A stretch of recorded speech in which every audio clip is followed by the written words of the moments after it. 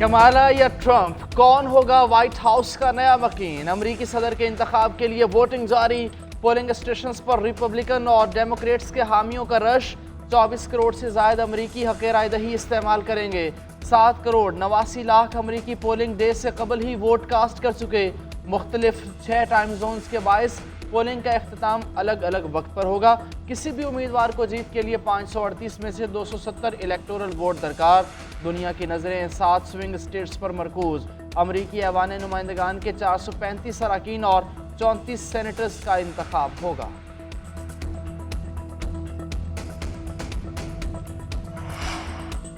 Georgia की फिल्सन county में polling के मकामात पर बम की इतलात झूठी निकली। वोटिंग के अमल को कुछ वक्त के लिए रोकना पड़ा। कैम्ब्रिया में वोटिंग मशीनों में खराबी की इतलात। पोलिंग का वक्त मुकामी वक्त के मुताबिक रात 10 बजे तक बढ़ा दिया गया। वाशिंगटन डीसी से फ्लेयर गन उठाए शख्स गिरफ्तार।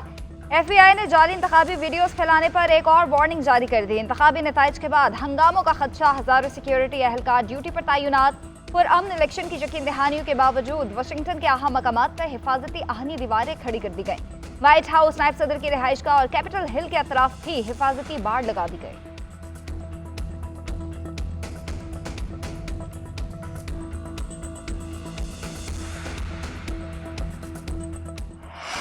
रिपब्लिकन उम्मीदवार डोनाल्ड ट्रंप ने फ्लोरिडा में वोट कास्ट किया। साबिक सदर अपनी जीत के लिए पुरअज़्म, कहा लग रहा है रिपब्लिकन अपनी ताकत दिखा चुके। वोटर्स की लंबी लंबी कतारें देखकर खुशी हुई। वोट गिनने में 2 से 3 दिन लगने की कोई वजह नहीं। इतनी ताखीर हो रही है तो कीमती कंप्यूटर्स रखने का क्या फ़ायदा? मजीद बोले, मैं सिर्फ गैर कानूनी तारकीन वतन के खिलाफ हूँ। जो भी अमरीका आना चाहे उसे कानूनी तौर पर आना चाहिए। मेरे हामी इंतशार पसंद नहीं। ट्रंप का इलेक्शन शफाफ होने पर शिकस्त तस्लीम करने का ऐलान।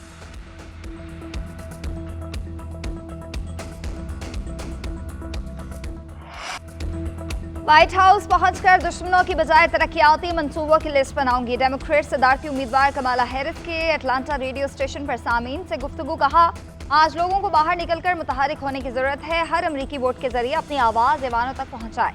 ट्रंप के दौर से आगे बढ़ने का वक्त आ गया। अवाम कमला हैरिस को वोट देने के लिए निकलें, सदर बाइडेन की अपील।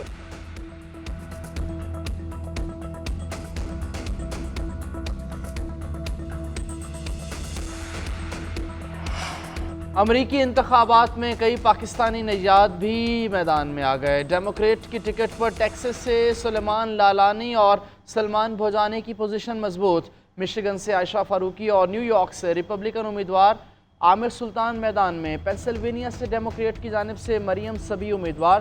कांग्रेस के लिए वाहिद उम्मीदवार एरन बशीर पेंसिल्वेनिया से इलेक्शन लड़ रहे।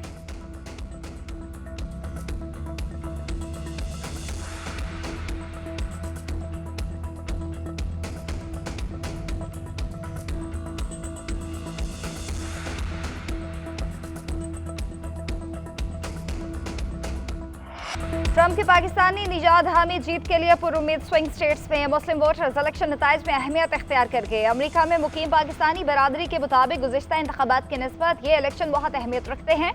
गजा की जंग और इमिग्रेशन पॉलिसी वोट पर बहुत असरअंदाज होगी।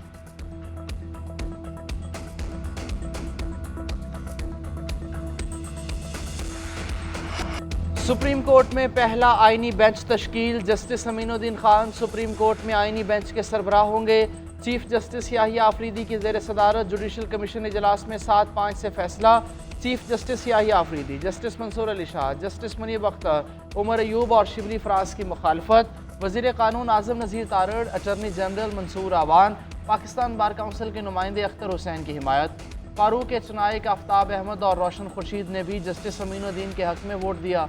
आईनी बेंच में justice Ayesha Malik, justice Naeem Akhtar Afghan, justice Jamal Mandokhail और जस्टिस मुसरत हिलाली शामिल। जस्टिस मोहम्मद अली मजहर और जस्टिस हसन अजहर रिजवी सिंध से आईनी बेंच का हिस्सा। ज़राए के मुताबिक आईनी बेंच 60 दिन के लिए तश्कील दिया गया। Justice Aminuddin Khan practice and procedure committee के रुकन भी बन गए।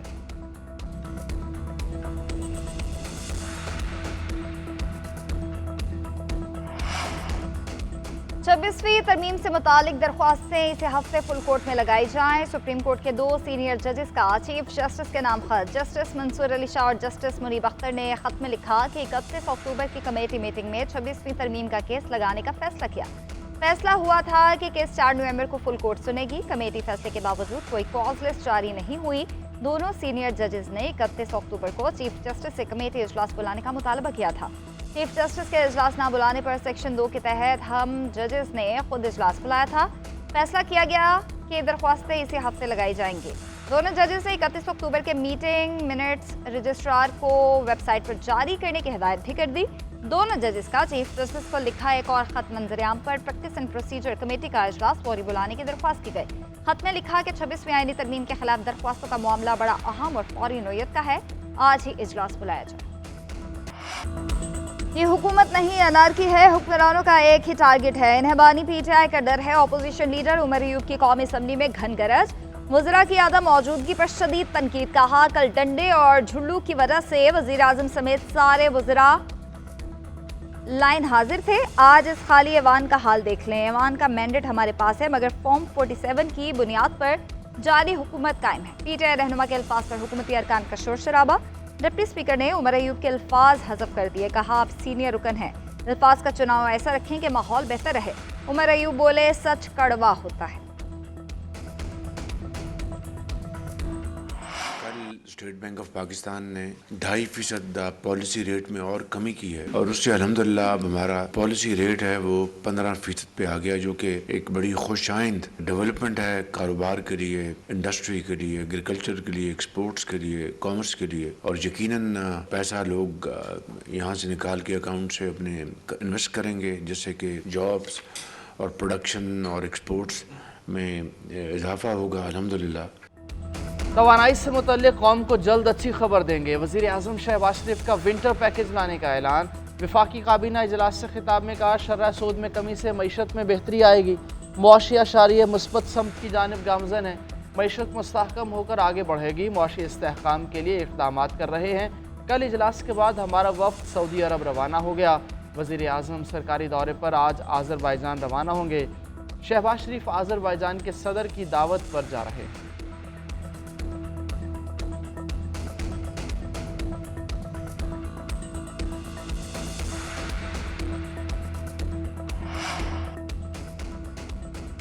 पीटीआई रहनुमा असद कैसर की मौलाना फजल रहमान से मुलाकात। पार्लियामेंट हाउस में होने वाली कानून साजी से मुतालिक मुशावरत। मुलाकात में मुस्तक़बिल के लाहे अमल पर भी गौर किया गया। पीटीआई के वकील फैसल चौधरी ने मीडिया से गुफ्तगू में कहा मौलाना और हमारा हुकूमती कानून साजी के खिलाफ एक जैसा मौक़िफ़ है। तर्जुमान JUI ने कहा हुकूमत ने 26वीं आईनी तरमीम और आइन से गद्दारी की। ये जानबूझकर अपोजिशन को इश्तियाल दिला रहे हैं। पीपल्स पार्टी और मुस्लिम लीग नून का रवैया किसी सूरत जमहूरी नहीं। कल जाली असम्बली ने जो कानून साजी की हम उसे मुस्तरद करते हैं।